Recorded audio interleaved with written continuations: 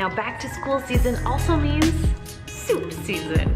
So today I'm sharing with you 20 of my top Instant Pot soup recipes. I hope you guys are ready for this. Let's just jump right in.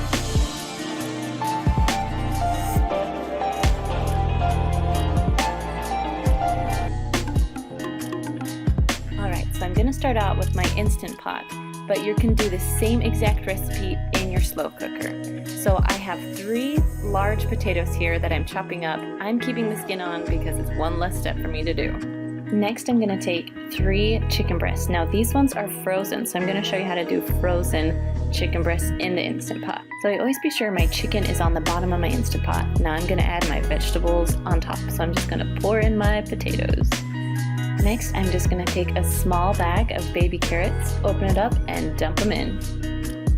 So I love onion when I'm making a healthy soup. So I'm going to chop up my onion, not in the tiniest pieces, I kind of like bigger chunks. So once I chop them up, then I'll just throw it right on top of the carrots.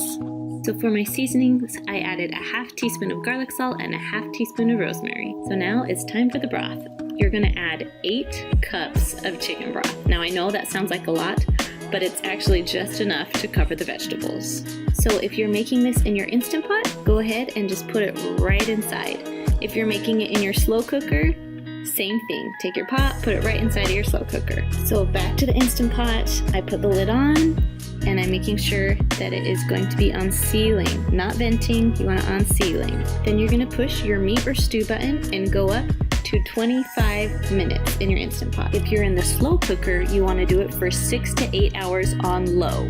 So I let the pressure release on its own. So instead of bumping it over to venting, I let it sit there for about 20 minutes while the pressure went down, and then I can open the lid. So now I'm just finding the chicken, which I was gonna pull it out and put it on that plate, but it just is so soft, it just keeps shredding. So I'm actually gonna shred it right inside of my Instant Pot. Now this recipe is perfect for meal prep because it makes a lot. So now before I serve my family or myself, I'm going to grab these awesome meal prep containers, fill it full of about 2 scoops of my soup, and then put it in my refrigerator for later so I can have a healthy recipe throughout the week. Now if you're just making this for 1 or 2 of you, the great thing is you can put it in a Ziploc bag and then freeze it so you can have it whenever you want another healthy meal. But for now, I'm just gonna scoop myself some up right now and eat it for lunch.